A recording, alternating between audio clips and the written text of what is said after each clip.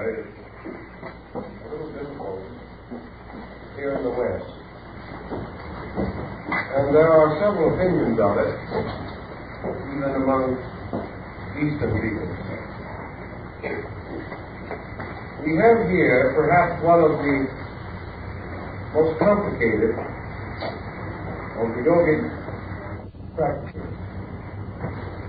And it has always been my problem, wherever possible, to see how certain transitions could be made between Eastern and Western thinking for the improvement of the Westerner. This is especially difficult with Hatha Yoga because it involves a series of factors which may give considerable concern even to Eastern thinkers in the matter of their application. Theoretically, basically, Hatha Yoga is a step in the development of the entire yogic theory. But in practice, it often becomes an end in itself. And to the degree that it does this, I think it is detrimental both to the Easterner and the Westerner. In other words, it rotates upon a concept in which certain ethical overtones are not given perhaps their adequate importance. We mistrust profoundly any system which attempts to mechanize the spiritual growth of man, or to place it under the keeping of arbitrary factors of any nature. Yet at the same time, there is in the discipline and theory of Hatha Yoga a number of points that are useful to us. So we have to broaden the foundation a little and seek for that which we can use.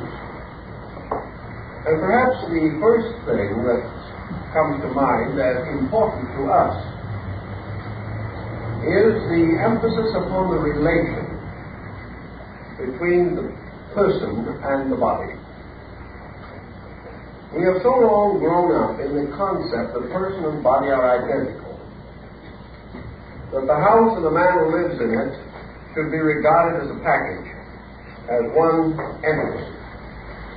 But we have lost sight of the fact that the person is more important than the body, that the person uses the body but is not the body, and for the most part, that the partnership between the person and the body is inadequate.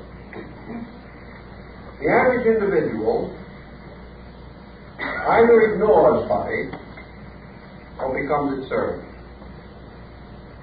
Either the body is comparatively unimportant to us and we live from day to day neglecting it utterly, sacrificing it to any ambition that we may have, or else we become body hypnotized and become gradually under the control of this instrument, so that actually the gratification of the body in its various departments becomes the principal purpose for living.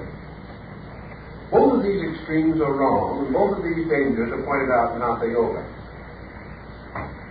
Yet the solution in the Eastern school is not as happy as we would like.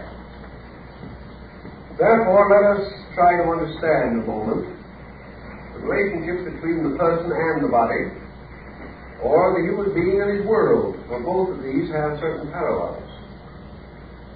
During the medieval period of European history, the world suffered from what was known as the Black Death, or the Walking Death, the bubonic plague.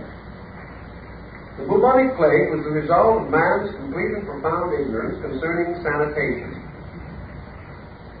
He did not realize that this difficulty was caused by rats carrying very dangerous bacteria. He did not realize that there was any relation at all between his own lack of understanding, cleanliness, sanitation, hygiene, and this curse that descended upon him. He could only assume that this plague was sent by God to punish him for his moral sins. It did not occur to him that he was being punished for his mental ignorance. Now, as this plague devastated the larger part of Europe, resulting probably in from 30 to 50 million deaths in 100 years, we can reduce this pattern slightly and bring it to bear directly upon ourselves. The average person, inadequately informed as to what constitutes the proper care of his own body, neglecting it, ignoring it, failing it on levels of hygiene and sanitation as an individual, opens himself to the corruptions of a body which has not been adequately and properly maintained. And the terrible point involved becomes that this body, sickened with toxins, without adequate thought as to its needs, gradually corrodes and corrupts not only the flesh, but the emotions and the mental nature which must function through this body. So the concept that the body has something to do with salvation cannot be overlooked. That the individual can ignore all the laws of material nature and rush to grasp the laws of spiritual nature is a false concept. Man must grow. And Hatha Yoga invites man to recognize that growth must be through effort. That the individual who wants to grow must do certain things. And that one of the things he must do is to learn to use and not abuse the body which he has received. A body which becomes either dharmic or karmic according to his uses and misuses of its natural resources. Now that the body should be maintained in a reasonable manner is pretty obvious. So in the West we have developed calisthenics. We have created the gymnasium. We have suggested setting up exercises and setting down exercises. We are now concerned largely with food intake, to devitalize this and deadulterate that.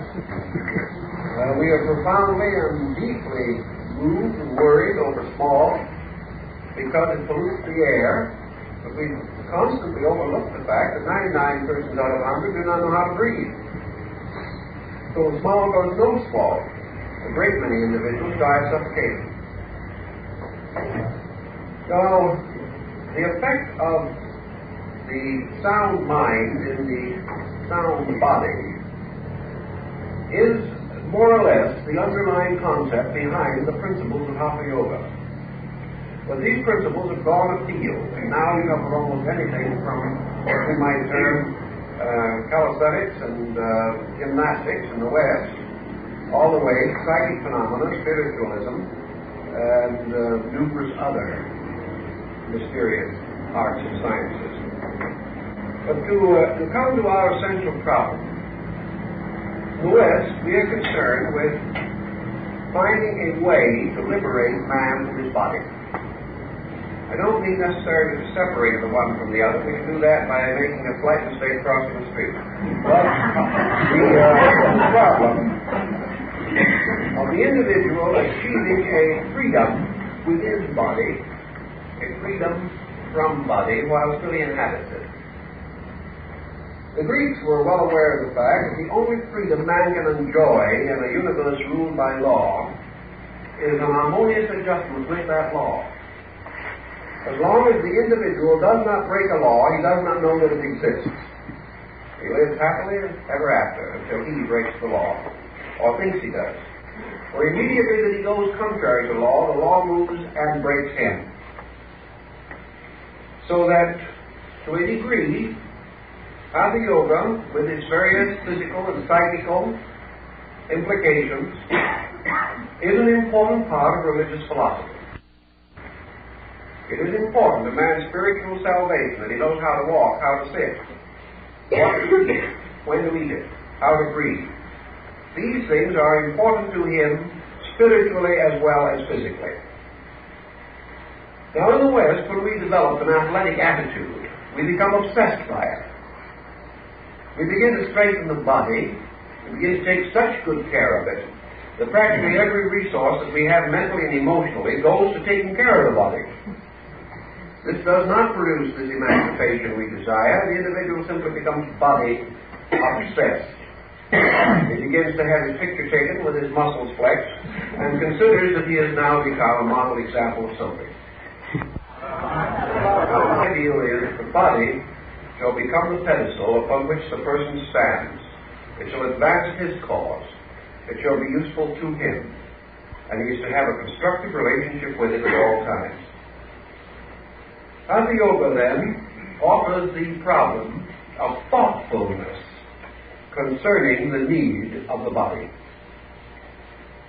It causes the individual gradually to reach a point in which he instinctively, subconsciously, almost unconsciously, preserves bodily equilibrium. Now, we well realize that in India this is not the primary purpose. But there we have another problem that goes very closely into the athletic attitude of the West. We have a sort of psychic athletics over there, which cause certain phenomenal processes, certain experimentations, and peculiar particular psychic chemistries produced by the disciplines of Hatha Yoga to become supreme, which they really are not. There is our difficulty there. But with this thinking, we go to the next problem. In any subject which we wish to attain proficiency, what is required? First, aptitude. Second, discipline. Some individuals are so constituted that advancement beyond a certain point in any art or science will be extremely difficult.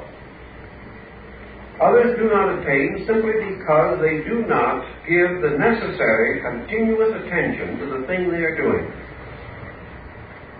And the problem of handling the body is one of disciplining the mind and the emotions and preserving the equilibrium of the body against the tyranny of these over parts. The body can be destroyed by the mind and emotions just as easily as it can clog them. The harmonious relationship of these elements is something greatly to be desired. Now, when we approach discipline, therefore, on a philosophic level, we are not working basically with inhibitions. We're not working with frustrations. We're working always with the channeling of things to their proper and normal uses. The normal body becomes a good and useful instrument for the attainment of other things. As such, it must be and should be maintained by the person who wishes to go further in philosophical discipline. And because the body is bothersome to the average person, because its requirements are inconvenient to him, because it would rest when he would not rest, because it requires a certain patience which he finds difficult in developing, the body presents a magnificent problem of discipline. Now, we have the same kind of thing, at least quite a parallel case, in the blessings bestowed by the small child in the family. Children can be a tremendous cause of irritation, exhaustion, despair, fear, doubt, worry, fatigue, everything you can think of. And yet, the family as a unit is one of the world's greatest instruments of discipline. It gives the individual an opportunity to grow under challenge and to administer the unknown effectively and efficiently. The body gives the same general situation. The body is the first thing with which man can work to prove that he intends to make a science out of his own living. If he cannot conquer the body, he will not conquer the universe.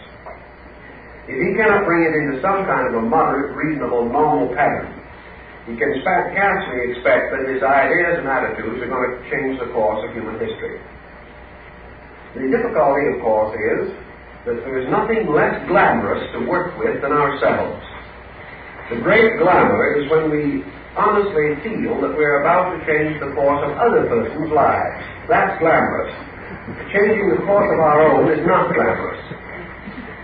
And perhaps the discipline is all the better because maybe no one but ourselves will ever recognize it. Although in time others are probably going to notice it also. So when among people devoted to advanced thinking in general, we find 99 who wish to convey to others noble ideas, to one who wishes to convey them to himself and do something about them. So here is discipline. The discipline of the individual beginning with himself, and proving conclusively that he has put his own house in order before he goes out trying to change the course of other persons' lives and living. Now, what is this thoughtfulness? Why should we be thoughtful? Well, most of our troubles come from thoughtlessness. Most of our great misfortunes in life are the result of acting before we think, or before we have given mature contemplation into the thing we are doing. We have allowed our appetites, our emotions, our thinking, our feelings to escape us. Later we bite our tongue and wish we hadn't spoken, but it's too late. We have. Perhaps we can undo the damage, perhaps we cannot. Certainly we were not self-disciplined. The body can be, and therefore should be, the symbol of our distinct and determined resolution to integrate our own resources. Now, there are many ways in which these things can be done. In India, various techniques and methods involve the individual proving, through practices in which he indulges, that he is able to do things which would normally be uncomfortable, unpleasant, and perhaps impossible, simply by the complete resolution of his own consciousness that these things shall be done. He gradually learns, for example, to remove pain from various parts of his body. He is able to withdraw nerve sensation. He is able to go unusual periods of time without food. He is able at will to control many practices and habits that with most of us are involuntary. He can change the face of his heart at will. He has gradually exercised a certain power over the functions of his own body. And he has learned how this is done through a certain disciplining of breathing, through attention focused by concentration upon various parts of the body, and by carrying energy upon breath to various elements or sections or structures of his own nature. Thus he is able consciously to control nutrition, consciously to control digestion, consciously to regulate internal functions normally autonomic. By these means he indicates little by little that he is able to govern and rule this body, that it will do as he requires, and that at all times he is master of it. Now, the attainment of this end is not primarily useful because merely the body is controlled. It is because of the power to control is attained by the individual. It means that he has gradually learned not only to turn these various forces upon his body, but to control the sources of these forces within himself and through his own thought and his own contemplative power, to control the functions of his nervous system and the various functions and structures of his body. All of this is an excellent testing ground, an excellent way of demonstrating the intensification of conscious resources and how the individual will attain the control of them. Unfortunately, in too many instances, however, this becomes the end, and the person who can produce a certain kind of physical, psychological, or psychical phenomena is regarded as an adept of Hatha Yoga. Actually, when this occurs, it is a blind alley. It is not going to achieve the ends which we wish to achieve, namely the gradual growth of the person to his own spiritual estate. The very discipline becomes a stumbling block. And here we have Hatha Yoga occupying a position that corresponds with science in the West. It is the most scientific of the yogas, and is not too different in its implications from our modern scientific attitude in general. By science, we gain the exact knowledge of doing certain things. By science in the West, we can produce miracles. miracles that would probably astonish many an Eastern yogi if he saw them. But the ends are not mature. The reasons for these phenomenal occurrences are not worthy of the energies we are using.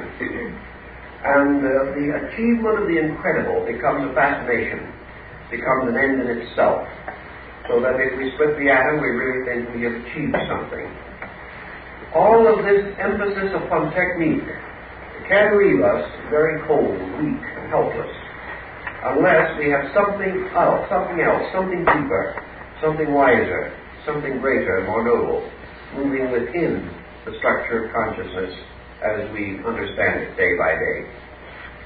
But let us think for a moment in terms of a few simple concepts of how this idea of discipline can be useful to us. Discipline requires for its real function this continuing remembrance of the law. In other words, it means that gradually the rules of life and the rules of living become subconscious in us. When this occurs, we instinctively obey them. And it is this instinctual obedience, this gradual dying out of even the impulse to disobey, that brings the person ultimately into an harmonious adjustment with the plan which controls him and directs his activities. The West is without this instinctive adjustment. When we try to be good in the West, we really make a project out of it. We make a project so terrific that not only do we annoy ourselves out of face, but we become a miserable element in the entire social pattern.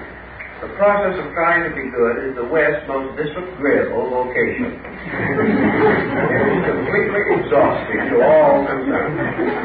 And we do not end by being good. We end either by being frustrated or utterly rough. We get a kind of psychic condition of being muscle-bound. Or perhaps we approach it in a different way and simply become so fearful that what we call virtue is nothing but fear of the disaster resulting from vice. Our attitudes are wrong, basically, in all of these particulars. The process of being good, of unfolding naturally, like life around us, of accepting and using energy as it is intended to be used. All these requirements involve a gradual recognition of a gracious relationship with faith. It is not a battle. It is not that we are forever fighting our lower natures, God forbid. It is that the individual is moving triumphantly toward a larger realization of values. He is not overcoming his vices one by one. He is not fighting them out to the bitter end. He is growing. And by the natural processes of growth, he outgrows the old and grows into the new without conflict. Why then, in the West, is 90% of progress accompanied by conflict? The reason is that the individual lacks the Eastern concept of how to grow. And I think Hatha Yoga can give us something that is useful in explaining to us how to grow. We make a project in the West of a particular. If we decide that we're going to grow in the West, we put all our attention on the process of growing. Growth becomes a fetish. If we decide that we are going to be wise in the West, we study, we research, we examine, we attend school, we do everything possible and make this wisdom problem an obsessing, completely absorbing progress or prospect of some nature. If we think we're going to be spiritual, or think there's any hope of it, we gradually submerge ourselves in this desperate effort to be spiritual. We neglect our friends. We look down our noses at the individuals who do profane and ordinary things. We have no longer time for friendship. We have no longer time for that little gathering somewhere or for relaxation. We've just got to be good, and we've got to work at it every minute. We're not good at the end of that time. We're just nervous wrecks for our relatives. We often have great trouble converting other persons to our beliefs because it is so obvious that these beliefs are gradually destroying us. Why should anyone else want them? In the contemplative approach, as we understand it in the Eastern way of life, the individual does not go after these things in this aggressive, militant, dominant, Western mode. He realizes that growth and the development of wisdom, the development of understanding, the release of spiritual resource through the individual, all of these things are perfectly natural. The problem is not to try to make it happen. The difficulty has been that we've spent thousands of years building Western civilization to make sure it couldn't happen. The whole thing has been that we have built resistance to one under the delusion or illusion that that is the way we will get it. So we come back again to this problem that we mentioned before, these simple words in the Bible which probably give us more clue to internal growth than anything else in Western religious writing, and that is the simple statement, be still and know. Now, Hatha Yoga has to do with the body being still. It has to do with the gradual relaxation of tension and the removal of all obstructions within the body to the free circulation of life. Wherever we have disease in the human body, we have obstruction. Wherever we have obstruction, we have conflict. And when life in its natural and free motion in space is prevented from achieving its motion by some circumstance or condition unnatural or unreasonable, then we begin to have tension. We have pressure. We have the gradual rise of negative elements and factors. In the body, we know this through elimination. We know that if the individual fails in his eliminational processes, that the whole body and finally the psychic economy will be injured. And that many an example of what appears to be bad thinking or emotional upset is simply due to lack of proper elimination. So in these things, our problem is to relax pressures and to increase the normal, natural distribution of resources. Or if this has been disturbed already, then the therapeutic phase of Hatha Yoga comes in. And there are many elements in this particular discipline that would be of the greatest use to the Western physician, because one of its valuable parts is its ability to create something we need, desperately require in the West, and that is a method of therapy which the individual can use upon himself. In other words, through Hatha Yoga, the intelligent mystic can become his own physician, taking care of nearly all of even those more obscure ailments for which the West as yet has most inadequate methods of treatment. So there are many phases to this. But let us begin now in thinking it out for the average Western person. Very few Westerners reach middle life without some bodily difficulty. Whether they realize it or not, it is present. This bodily difficulty is going to gradually intensify and increase, shortening the period of service of human life. The human being requires approximately 21 years to reach maturity. By every reasonable analogy in nature, his length of life should be at least 150 years. During most of that time, he should be efficient. He should be able to handle within himself most of the causes by which bodily injuries and infirmities sap his vitality and destroy his efficiency. Yet, as a matter of fact, from the day he is born to the day he dies, he is continuously building up difficulty for himself. He is building up the physical difficulty, the emotional excess, the misuse and abuse of body, he is destroying his mental and emotional functions and faculties. So in order that he may have the maximum experience, that he may live for the enlightenment of his inner life, he should and must begin at first gently, and perhaps later a little more scientifically and assiduously, the disciplining and organization of his bodily resources. So for a Westerner, a very simple problem in Hatha Yoga could be the division and arrangement of his time. So we have a time allotment a day, we'll say 24 hours a day, in which to do various things.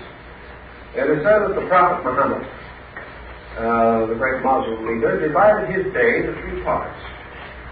One part of which was for rest and repose, one for the service of his people, and the third for the improvement of himself, or the worship of his God.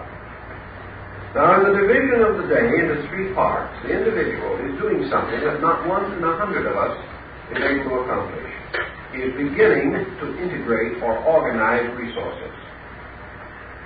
So I would say that for the simple Westerner who is not yet ready to breathe in one nostril and out the other, or something of that nature, the beginning of Hatha Yoga can be the putting in order of this problem of the day.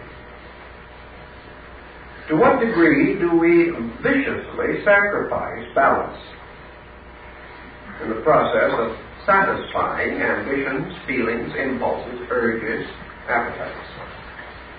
How many individuals are able to control their own periods of work and rest? Now, some will say that they cannot because of the type of employment that they have. This is, for the most part, however, an excuse. There are rare examples where the individual must reorganize his plans because of the circumstances of his economic survival. But even here, these changes must be organized, not permitted simply to happen. But assuming that the individual has some kind of a balanced life, reasonably balanced, that he works a certain amount of time, rests a certain amount of time, does he do these things in a manner suitable to maintain his own greatest efficiency? Is he doing it thoughtfully, purposefully, intentionally? Or is he simply drifting upon the surface of habits? Is he simply doing what everyone else does for no good reason? Now, the average American lacks balance in the distribution of his time. Some bring their work home and worry about it all night. Others bring home to the office and worry about that all day. The average person who becomes a little thoughtful forgets how to play. The individual who becomes really a player forgets how to work. And the individual who works and plays and does all these things forgets how to live. And if he does his other activities with sufficient intensity, forgets how to sleep. To bring these things into patterns, so that the various parts of the personality have their reasonable opportunities, that the individual has a way of controlling his own activity, controlling his own thoughts, controlling his own appetites, doing those things which he knows to be reasonable and right, and when the time comes, refraining from doing those things which are unreasonable. Now, this takes thoughtfulness. The individual must give a little time and attention to the organization and integration of his own life. 99 out of 100 persons interested in advanced thinking do not know how to relax. They are so intent upon their spiritual growth that they are perfectly willing to sacrifice the sleep they need, the work they should be doing, to the simple process, what they believe the indispensable process of becoming good. But at the sacrifice of work and rest, nobody can become good. That's the important thing. Something goes to pieces instead. And the individual trying very desperately to be good ends up by being very neurotic and very irritable. So here is discipline imposed upon conduct. Begin quietly. Arrange your day. Arrange your rest and your work. Arrange your time so that the various phases of your nature are brought into activity in a balanced manner. If you are engaged in the daytime in some highly intellectual pursuit, your avocational time should be much more along artistic and cultural lines. If you are spending most of your day in some art, then you will lead strong intellectual avocational interests. You should balance. Working distinctly and definitely to see that the whole nature is properly taken care of.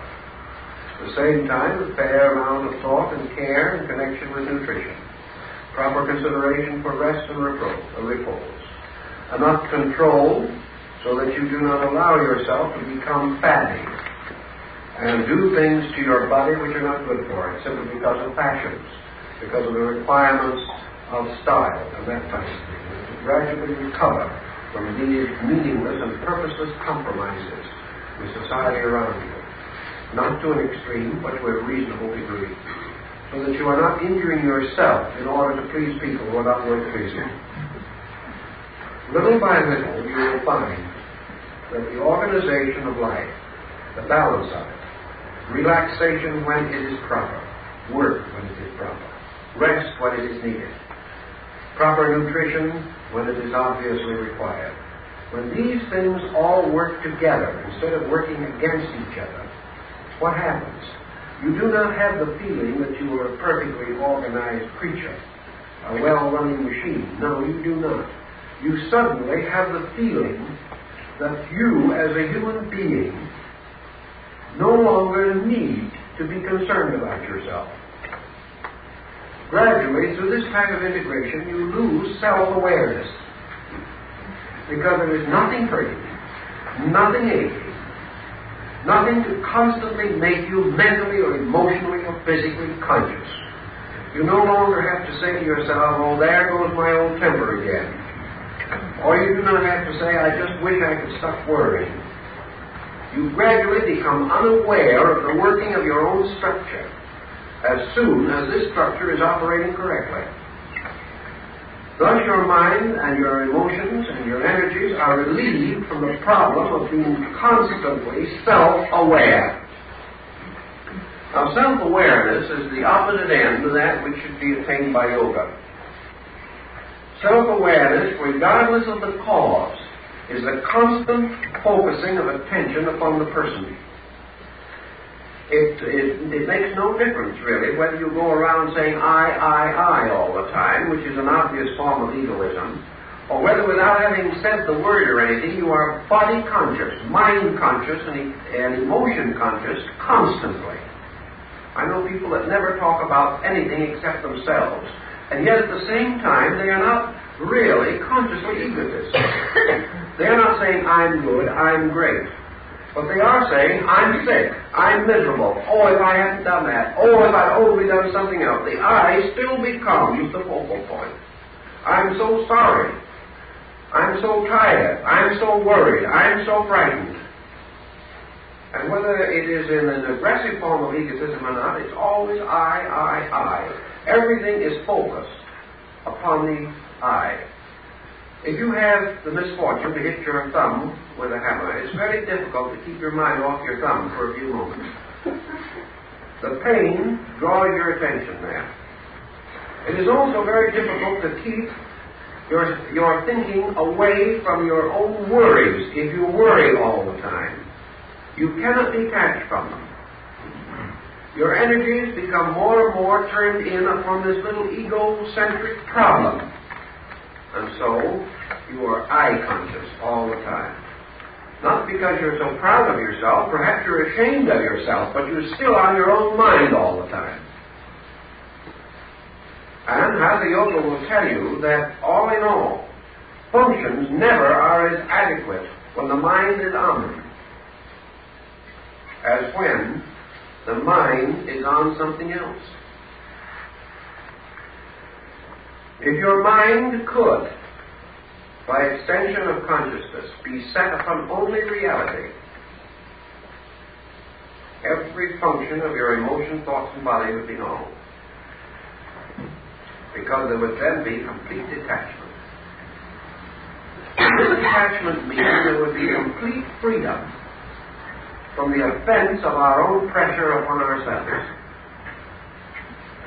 we would no longer be constantly pushing ourselves around, which is the favorite activity of the average person. Whether we are flattering ourselves or blaming ourselves, whether we are saying how good we are or striving desperately to act humble, which is a hard job for most of us, we are still thinking of nothing but this. It's all going into this internal package. Now another group of persons believe they can solve it by going around all the time saying, I am perfection. I am infinite abundance. But it's still I, all the time. Whether we're rich or poor, success or failure, everything is this little package set in I. You very seldom get a good recovery from sickness or anything of that nature while the individual just sits around and thinks about himself.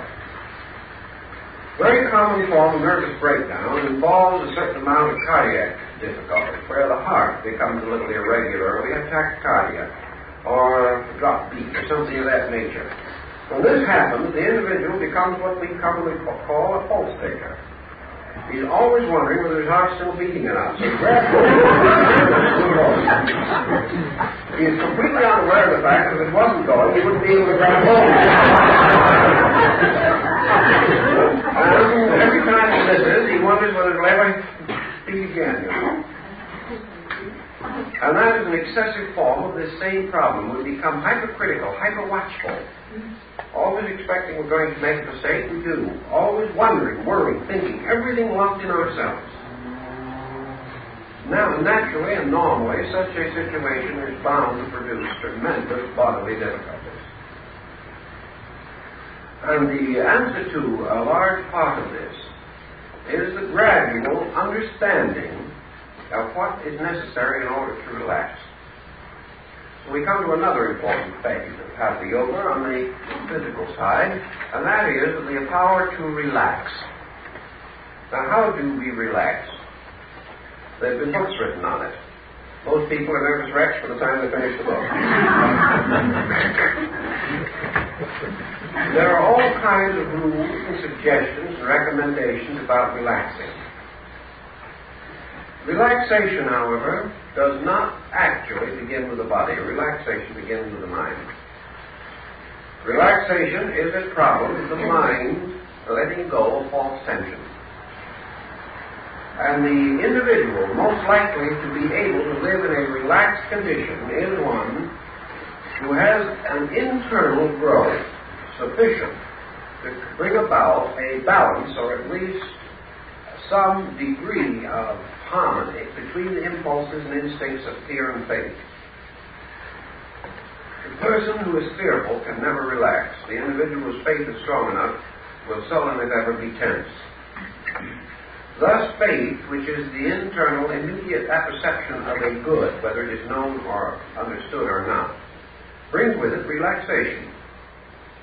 Relaxation comes then from a general condition of consciousness and is transferred to the body. And the individual who has integration within himself will be relaxed physically. So we hear people talk about integration and reveal tension.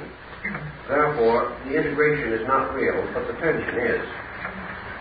Unless the internal life produces an effect consistent with itself, then that internal is not correctly understood or correctly applied. It must produce the needed results. Relaxation in man begins with the cultivation of his own internal values. The individual must be bigger than his problem, or he will be in a state of tension.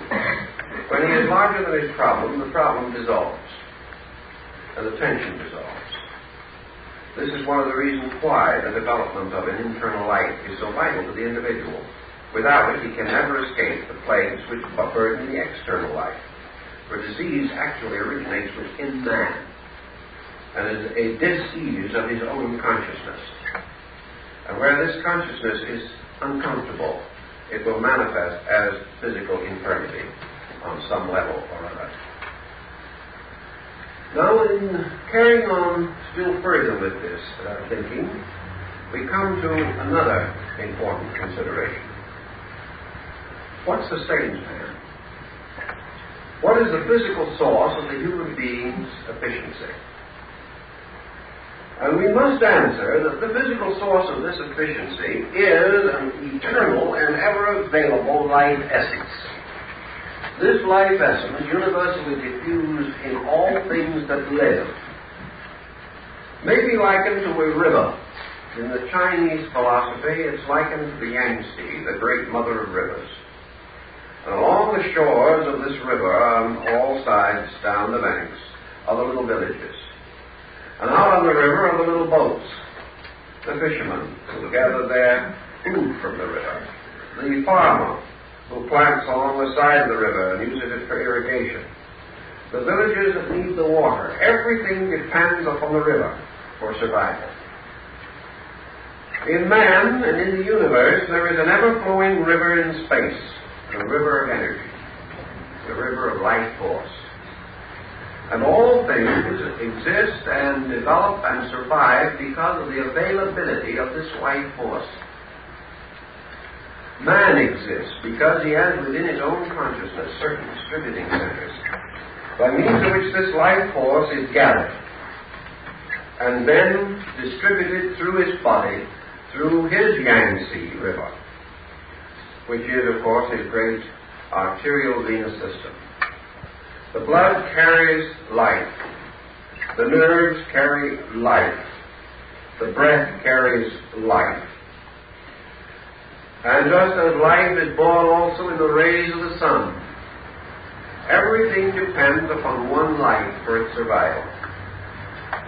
As a great city must be sustained by a vast water supply, and sometimes it is necessary to go, as in the case of Los Angeles, we are contemplating even going to the Columbia River and bringing water all that way. And we've already gone to the Colorado River for water. We have to have water for this enormous city. Man lives by life, a water of life. And his entire activity, whether it is physical, vital, emotional, or mental, all depend upon this universal life principle. This principle, in its normal and natural function, is available to man. It is available to him at all times. It is always present in him, or he could not live. But man is a very intricate structure. And in very few human beings is the distribution of this life principle complete and adequate. In each human being, it is incomplete for some reason or other. It is incomplete because man is incomplete. He, first of all, could not distribute the entire energy field. He is not attuned to it. But those parts that he is attuned to, in their distribution through him, are variously conditioned. And this conditioning is due to the possibility and the factuality that the human being, by psychosomatic tensions, is able to constantly influence the distribution of energy through himself. He can, by a single thought, block energy. He can, by another thought, release energy. He can deprive certain areas of his nature of energy by what we might term archetypal thinking, archetypal emotions. Every feeling that we have as an emotional being and every thought that we have as a mental being have, in some way, physical polarities in our structure. These physical polarities, reacting to psychic stress, open and close doors in our physical, vital circulation. As a result of that, our habits, our patterns, our attitudes, our policies are all, to a degree, resulting in an imbalanced distribution of energy. Every time we are angry, we create within ourselves a situation as unpleasant as the fission of an atomic bomb. A temper-fitted man is as dangerous as an atomic bomb in the world. All all the pressures that we have, the ability of emotions and thoughts, all of these affect the distribution of the life agent through the human body. Every attitude we have also sets up habit patterns in structure. And while it is a little difficult to understand, perhaps immediately, all the implications of this subject, one of the things that we finally learn is that most of the distribution of man's energy field results from a condition arising in what might be termed the upper abdominal cavity. There are nerves and nerve centers in the abdominal area which control almost completely the distribution of this universal energy field upon which man is so dependent. These energy fields tie in directly with his psychic life as a person. And we know that there isn't a single mood that the human being can possibly hold that does not either increase or decrease, and in one way or another unbalance his vital magnetic field. Thus, the person is constantly revealing his character by means of the imbalancing of the distribution of vitality. To do this over a period of time and to create powerful habit patterns that become autonomic or automatically repetitional means gradually to set up involuntary patterns which remain, which continue to grow and continue to build until finally they can create almost a scar in the vital structure of the body, and from that time on energy no longer distributes adequately through that area or through that part of the body. For example, grief. If held as an emotional intensity by the individual, decreases the available energy field of the heart. We say people can die of a broken heart. They can. Not because the heart breaks, but because of a sympathy between an attitude and a distribution of energy. And the chronic ailments that we suffer from physically are nearly all the gradual symbolism set up by chronic attitudes, which deflect and the distribution of energy. So basically, energy becomes the principal cause of health or sickness. For wherever it is normal, the individual is normal. But when it is depleted or obstructed, then any one of 100 different situations may be set up due to the failure of the protective structural mechanisms. So that there is one kind of health, but there are hundreds of kinds of sickness. And wherever there is a natural tendency or a debility, or the devitalized person is exposed to contagion or infection, he is more likely to be affected. So the preservation of energy, the keeping open of all the natural channels of energy, and if they have been blocked in some way, their reopening and the reorganization of their resources. These are important elements in Hatha Yoga. And how does the average Westerner work with this to try to achieve a certain amount? On the symbolic level, he is trying to do it with vitamins. And the vitamin theory comes very, very close, symbolically, to his big problem. But what he doesn't realize is that no matter how many vitamins he takes in, the greatest source of vitamins is always within himself. He is using these vitamins because he does not know how to release his own vitality. He doesn't know how to get at it. Or because he believes that these special forms of nutrition will support the failure of vitality within his structure. Now, vitality never fails. This is an illusion of man. Vitality cannot fail because it is universal. What fails is the rapport between vitality and the individual. He cuts himself off from vitality. And he does so by damaging the instruments through which the distribution of vitality takes place. When he has damaged the instruments, it is like throwing his radio set out of tune. He will no longer receive the program, but that does not mean that the broadcasting station has stopped. The broadcasting station never stops. But the individual can tune his own vehicle in or out of that program. The moment he becomes tense, he tunes out. The moment he relaxes, he begins to tune in again. So tension blocks the flow of essential energy. Now in the West we make a virtue out of aggressive attitudes that are essentially tense. We say the individual isn't really trying unless he's practically muscle-bound to the effort. Unless he's half-sick, he's not doing a day's work. Unless he has practically come to a nervous breakdown, he's not faithful to his employment. We reward people because of the tremendous activity they are passing through, rather than because of any accomplishment. I remember a man who used to employ men. He said he didn't want to see any man sitting around in his office. But he said, what do you want them to do? His partner said to him. He said, I don't care what they do, but they've got to keep at it.